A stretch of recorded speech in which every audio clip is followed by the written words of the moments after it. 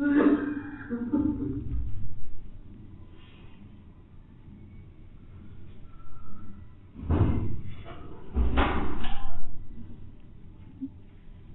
اللہ الرحمن الرحیم۔ فرمایا شیخ کے دو حق ہیں، اطلاع و اتباع۔ دو حق ہیں شیخ کے، اطلاع و اتباع، کہ آدمی کے لیے اپنی تربیت، اپنی اصلاح، اپنے اخلاق کی درستگی، اپنے اعمال کی درستگی یہ ضروری ہے، اور اپنی تربیت کے لیے کسی اللہ کے نیک بندے سے تعلق قائم کرنا یہ ضروری ہوتا ہے۔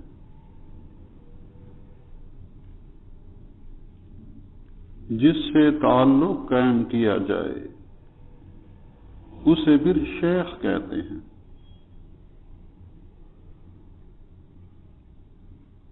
تو اس کے حقوق بیان فرمائے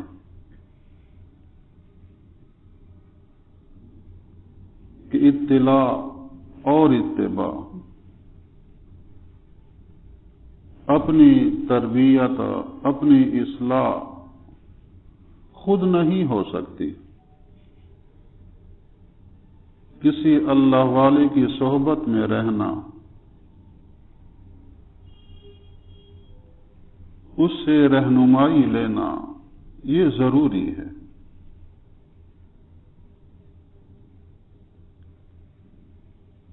بے رفیق ہر کے شد در راہ عشق، عمر بگذشت و نشد آگاہ عشق، کہ یہ سلوک کا راستہ، اپنی تربیت کا راستہ تو در حقیقت یہ اللہ کی محبت پیدا کرنے کا، اللہ کا عشق پیدا کرنے کا راستہ ہے۔ اور فرمائے کہ جو بھی اس راستے میں بغیر شیخ کے چلے گا کہ میں خود ہی طے کر لوں، ساری عمر گزار لے گا لیکن وہ یہ راستہ حاصل نہیں کر سکے گا، اپنی مراد نہیں پا سکتا۔ بے رفیق ہر کے شد در راہ عشق، عمر بگذشت و نشد آگاہ عشق، یہ سلوک کا راستہ تو اس لیے ہے کہ دل میں اللہ کی محبت بیٹھ جائے، دل میں آپ صلی اللہ علیہ وآلہ وسلم کی محبت بیٹھ جائے،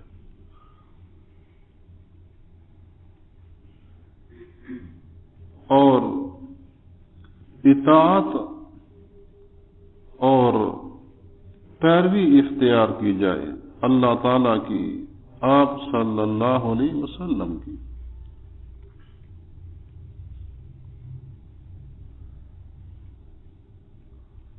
اور یہ علاج، اپنی اصلاح یہ خود نہیں ہو سکتی۔ دنیا کا ایک عام اصول چلتا ہے، کوئی بھی طبیب اپنا علاج خود نہیں کرتا۔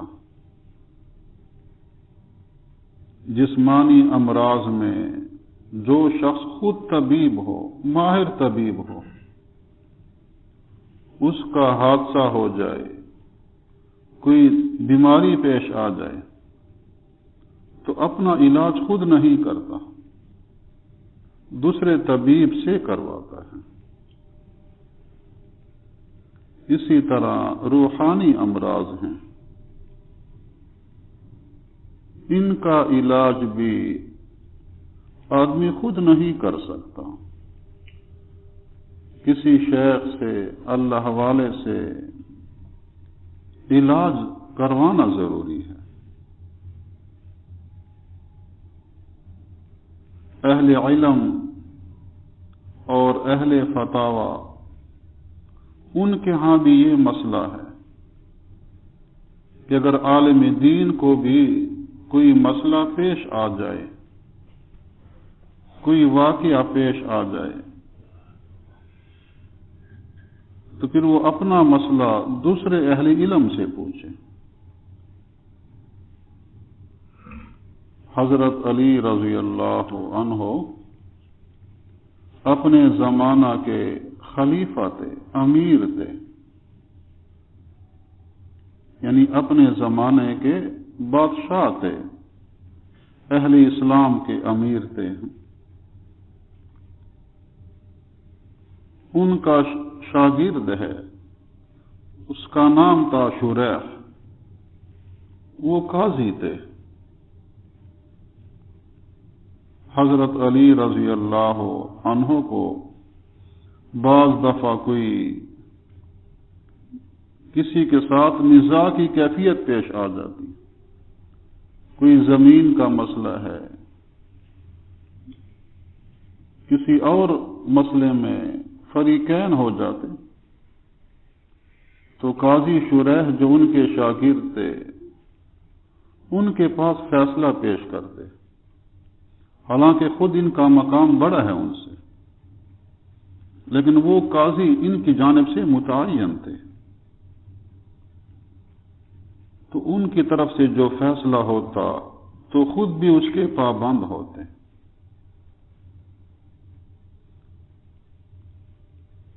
تو جو اپنا مسئلہ ہے وہ آدمی خود حل نہیں کرتا، وہ اپنا علاج خود نہیں کیا جا سکتا، تو اپنی تربیت کے لیے، اپنی اصلاح کے لیے یہ تعلق ہوتا ہے، اور اس میں محنت کرنا، مجاہدہ کرنا یہ راہ سلوک ہے، اور اس سے مقصد یہ ہے کہ دل میں اللہ کی محبت خوب جم جائے، آپ صلی اللہ علیہ وآلہ وسلم کی محبت خوب دل میں جم جائے، بیٹھ جائے،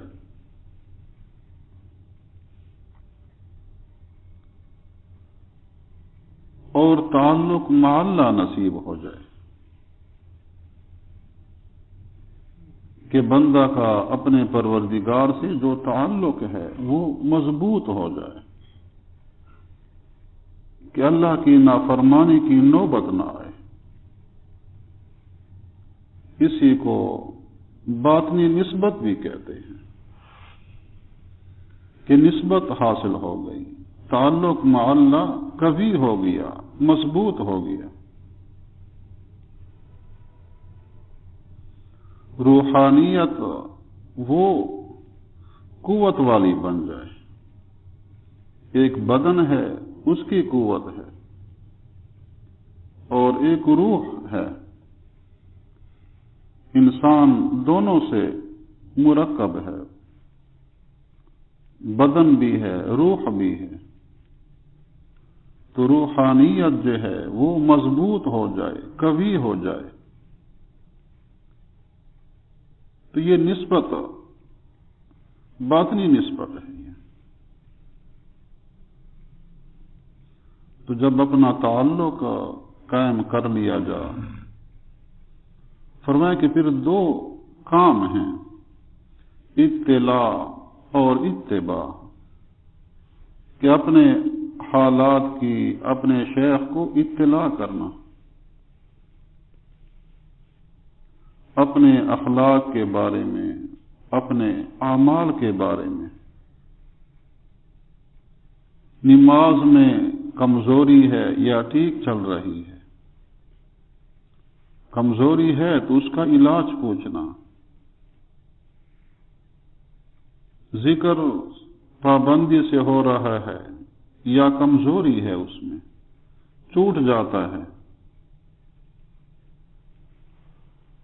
دل میں حسد ہے، ریاکاری ہے، حب جاہ ہے، تو یہ روحانی امراض ہیں، ان کے بارے میں رہنمائی لینا، سبق حاصل کرنا، تو پھر اس کے مطابق جو بتایا جائے، جو علاج تجویز کر دیا جائے، اس پر عمل کرنا، یہ اتباع ہے پھر۔ اور جب وہ عمل کر لیا، پھر اطلاع دینا کہ اس عمل کرنے سے کوئی فائدہ حاصل ہوا یا نہیں ہوا۔ اگر فائدہ حاصل نہیں ہوا تو پھر علاج بدل دیا جاتا ہے۔ مختلف علاج ہوتے ہیں مرض کو صحیح کرنے کے۔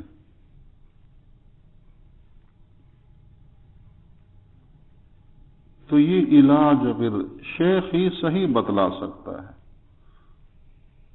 شیخ کے ہاتھ میں اپنے مرید کی نبض ہوتی ہے، وہ پہچانتا ہے کہ اس کے لیے کون سا علاج مفید ہے۔ تو اگر یہ دو باتیں آدمی اس پر عمل کرتا رہے تو پھر ترقی ہوتی ہے دین میں، باطنی نسبت قوی ہو جاتی ہے، تعلق مع اللہ مضبوط ہوتا رہتا ہے۔ اگر محض تعلق ہو لیکن اپنے حالات کی اطلاع نہ ہو، باطنی مرض ہے اس کی اطلاع نہ ہو، تو پھر وہ ہمیشہ مریض ہی رہے گا، تعلق مع اللہ سے محروم رہے گا۔ زبان پر تو ہوگا کہ تعلق مع اللہ ہے، فلاں سے اصلاحی تعلق ہے، زبان پر ہوگا، لیکن فوائد سے پھر وہ محروم رہتا ہے۔ تو حالات کی اطلاع اور اپنے امراض کے بارے میں اطلاع دینا، پھر اس کے مطابق جو علاج بتایا جائے اس پر عمل کرنا۔ فرمایا کہ یہ دونوں حق ہیں شیخ کے، اور ان پر عمل کرنے سے پھر آدمی کی تربیت میں اضافہ ہوتا ہے، اخلاق کی درستگی نصیب ہوتی ہے، اخلاق عظیمہ وہ حاصل کیے جا سکتے ہیں۔ اور یہ تعلق محض اللہ کی رضا کے لیے ہو۔ اگر شیخ کی طرف سے کوئی اور فاسد نیت پائی گئی تو پھر بھی اصلاح نہیں ہو سکتی۔ تعلق رکھنے والے کی طرف سے نیت میں کوئی فساد ہے، پھر بھی اصلاح نہیں ہو سکتی۔ اس لیے شیخ کے لیے ضروری ہے کہ محض اللہ کی رضا کے لیے یہ کام کرے، کسی کے مال و متاع پر، جائیداد پر نگاہ نہ ہو، فلاں سے کچھ مل جائے، فلاں سے حاصل ہو جائے، یہ تو پھر ڈاکو بن گیا کہ نام تو ہے اصلاح کا لیکن دل میں نگاہ ہے غیر اللہ پر، یہ تو پھر ڈاکہ بن جاتا ہے۔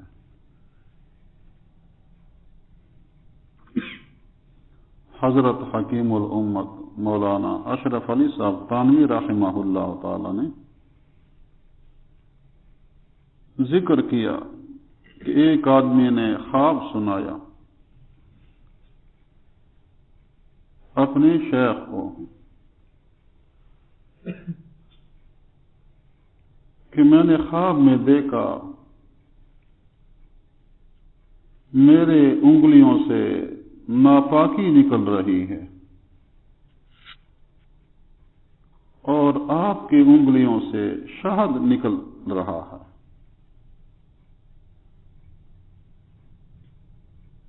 وہ شیخ فوراً بول پڑے، آپ دنیا کو چاہتے ہیں، ہم دین کو چاہنے والے ہیں، لیکن اس نے بتایا کہ ابھی خواب باقی ہے کہ میری انگلیاں وہ آپ کے منہ میں ہیں اور آپ کی انگلیاں وہ میرے منہ میں ہیں۔ میں شہد چوس رہا ہوں اور میرے ہاتھ سے جو ناپاکی نکل رہی ہے وہ آپ کے منہ میں ہے۔ اب وہ بڑے نادم ہوئے، شرمندہ ہوئے۔ تو حضرت رحمہ اللہ تعالی نے فرمایا اس کی تعبیر یہ ہو سکتی ہے، یہ ہے کہ اس تعلق رکھنے والے کا تعلق اخلاص پر مبنی تھا، اس لیے اس کے منہ میں شہد جا رہا ہے، اور جس سے تعلق قائم کیا تھا بظاہر وہ شیخ مشہور ہے، لیکن اس کی نگاہ مال و متاع پر تھی، دنیاوی اغراض پر تھی، تو اس کے منہ میں پھر وہی جا رہے ہیں، اس کے اثرات جا رہے ہیں۔ تو یہ تعلق محض اللہ کی رضا کے لیے ہوتا ہے۔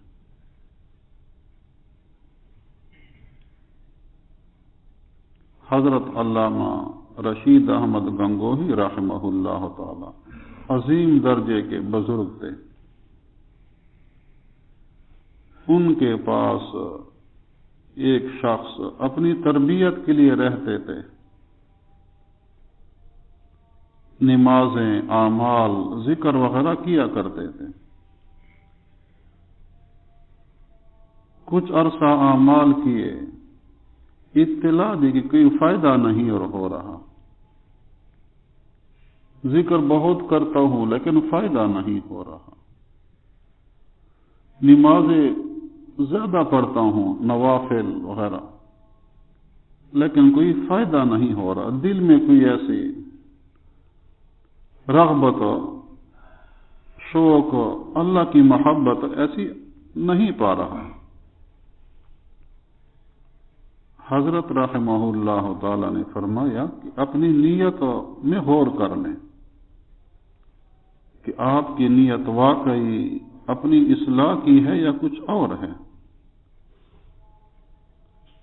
جب غور کیا، اطلاع دی، بتایا کہ میری نیت یہ ہے کہ میں بھی اعمال کر کے لوگوں کا پیر بن جاؤں، شیخ بن جاؤں، تو یہ نیت میں ہے۔